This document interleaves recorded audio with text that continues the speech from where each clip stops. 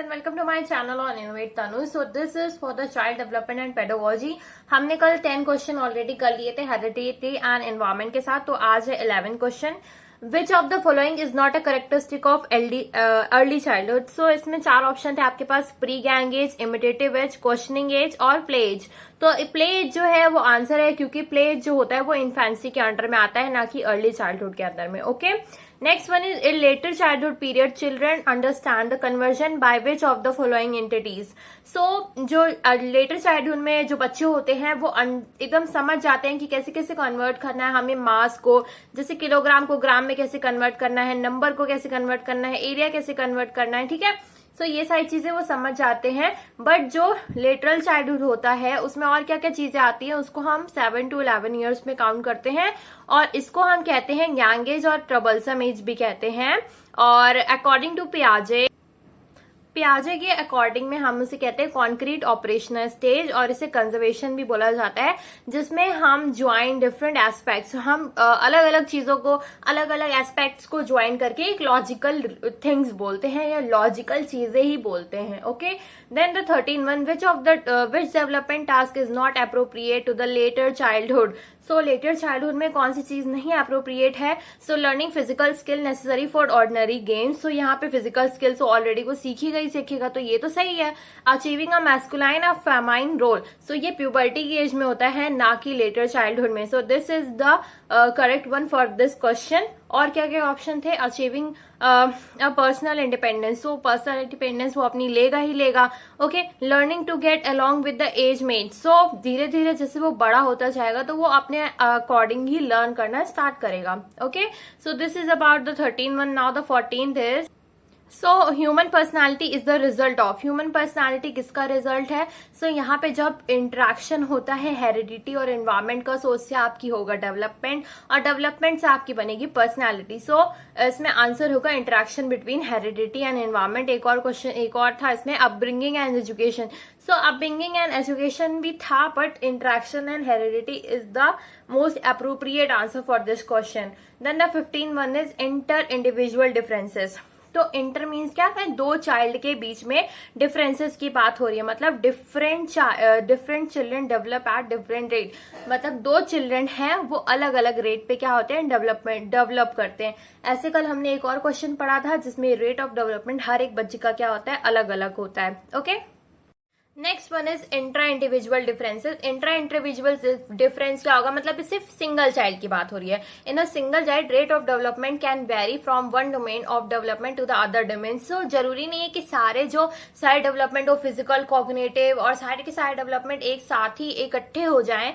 तो जो एक सिंगल चाइल्ड है उनका रेट ऑफ डेवलपमेंट हर एक डोमेन में, डोमेन मतलब किसी, जैसे आप खेलने में बहुत ही ज्यादा अच्छे हो तो किसी और पढ़ने के डोमेन में थोड़ा सा वीक हो जाओ, एक बात की बात है. बट दूसरे बार अब उसमें भी प्रैक्टिस करोगे तो उसमें भी बहुत ज्यादा आप अटेंटिव हो जाओगे और अच्छे हो जाओगे. सो जरूरी नहीं है कि एक साथ ही सारी चीजें अच्छे से होती रहे, वो वेरी करती रहती हैं. ओके, सो यहाँ पे नेक्स्ट है प्रॉक्सिमो डिस्टल्स. क्या होता है प्रॉक्सिमो डिस्टल? कल भी मैंने बताया था कि जब आपका डेवलपमेंट होता है from centre of the body to outwards, की जब आपका सेंटर की आउटवर्ड की तरफ जाता है, जैसे हार्ट या स्पाइनल कॉर्ड में आपका डिफरेंट चीजों को, फंक्शन को वो अपने साथ रिलेट करता है. ओके, देन सेफेलोकॉर्डल क्या होगा? From head to toe. जैसे आप छोटे बच्चे होते हो तो पहले आप अपना हाथ हिलाना शुरू करते हो, फिर आप अपने पैर हिलाना शुरू करते हो. ठीक है, पहले आप क्रॉल करते हो, तब आप चलना शुरू करते हो. तो ये क्या है? सेफेलोकॉर्डल है. Next one is the branch of psychology that study the intra individual changes. So intra individual changes हम लोग पढ़ते हैं डेवलपमेंट साइकोलॉजी में. Okay, next one is the 17 one is creeping, crawling, sitting, walking. Such function can be categorize as. So creeping, crawling ये सब जब आप छोटी छोटी एज में होते हो, इन्फेंसी की एज में, तभी आप करने लगते हो. सो ये सारे फंक्शंस हम लेते हैं फाइलोजेनेटिक के फंक्शंस में.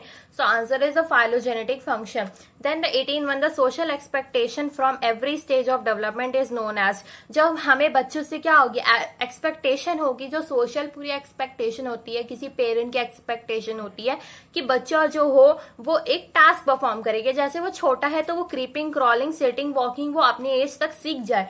ठीक है, तो वो डेवलपमेंटल टास्क परफॉर्म करे. So these are the milestones.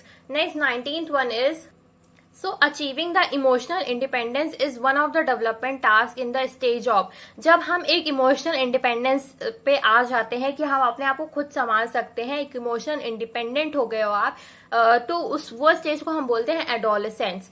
Next, the book heredity genius written by the Francis Galton support that the effect one of the following is on the growth and development. So heredity genius जो है वो क्या है, एक base है, book है एक, जिसे कि लिखा हुआ है written by the Francis Galton. Okay, तो इन्होंने लिखा हुआ है जिसको वो सपोर्ट किसको करेगी, तो वो ग्रोथ एंड डेवलपमेंट को सपोर्ट करेगी, और इसके अंदर सारी चीजें जो लिखी हुई है हेरिडिटी पे लिखी हुई है। Okay, so as per answer तो इसका हेरिडिटी हम ले सकते हैं, और यूजेनिक्स की भी बातें गैल्टन ने की हुई हैं। Okay, next one is 23, children can do the following series of activities before they walk. तो वो वॉक करने से पहले क्या क्या चीजें करते हैं, अभी आपने क्वेश्चन में पढ़ा है, वो क्रीपिंग करेंगे, क्रॉलिंग करेंगे, सिट बैठेंगे, तब वो वॉक करना स्टार्ट करेंगे। Okay, next 24th is sequence of growth of an individual.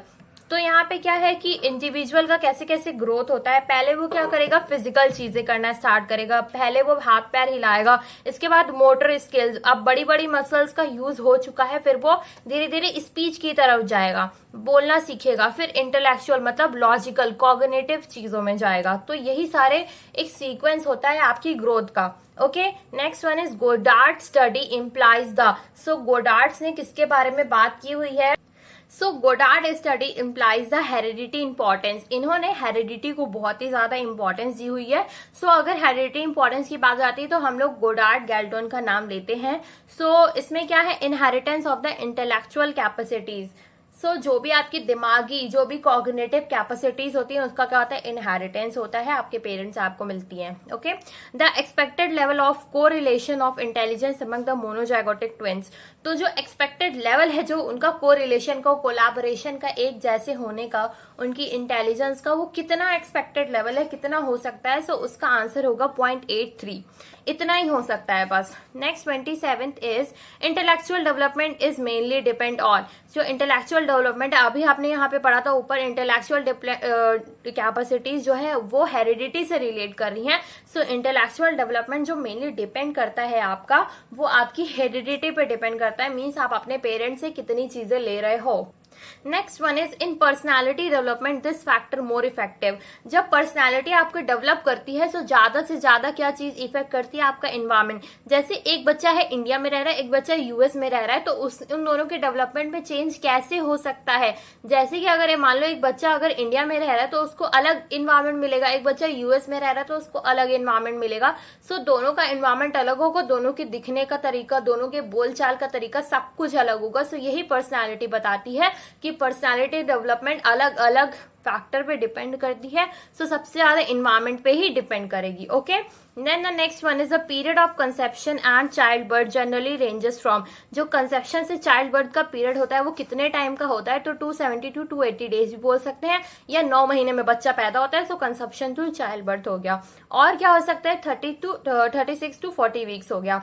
Then Heinz Werner explain. Heinz Werner जो है या हिंस वर्नर जो है, इन्होंने इंटीग्रेशन एंड डिफरेंशिएशन की बात की हुई है। ओके, नेक्स्ट वन इज, तो अब हम लास्ट में सम अप करेंगे इन्फेंसी, अर्ली चाइल्डहुड और लेटर चाइल्डहुड को। तो इन्फेंसी क्या होता है, ऑब्जेक्ट बेस्ड होता है, इमिटेटिव होता है, इसमें बच्चा बैबलिंग करता है, बैबा बैबा करता है, ऐसे बोलना शुरू करता है, बच्चे जैसे बोलते हैं। देन वॉकिंग सीखेगा, उसका ग्रोथ जो होगा इस स्टेज में बहुत ही ज्यादा होता है, और इसे टॉयज भी बोलते हैं। देन अर्ली चाइल्डहुड में क्या होता है, वो लैंग्वेज, ये सेंसिटिव स्टेज होती है अकॉर्डिंग टू लैंग्वेज, सबसे ज्यादा लैंग्वेज उसका यही डेवलपमेंट होता है। So sensitive stage for the language development.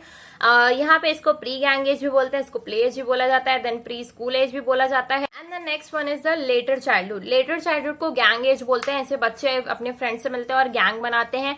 Elementary school as बोला जाता है, क्योंकि इस स्टेज पे क्या आता है, वो क्लास 1 उसकी शुरू हो जाती है और एक एलिमेंट्री स्कूल एज उसकी प्रॉपर शुरू हो जाती है। देन है ट्रबलसम एज, और इसे हम ट्रबलसम एज भी बोलेंगे। So thank you and subscribe to my channel. This is it for the video third. Thank you, bye bye.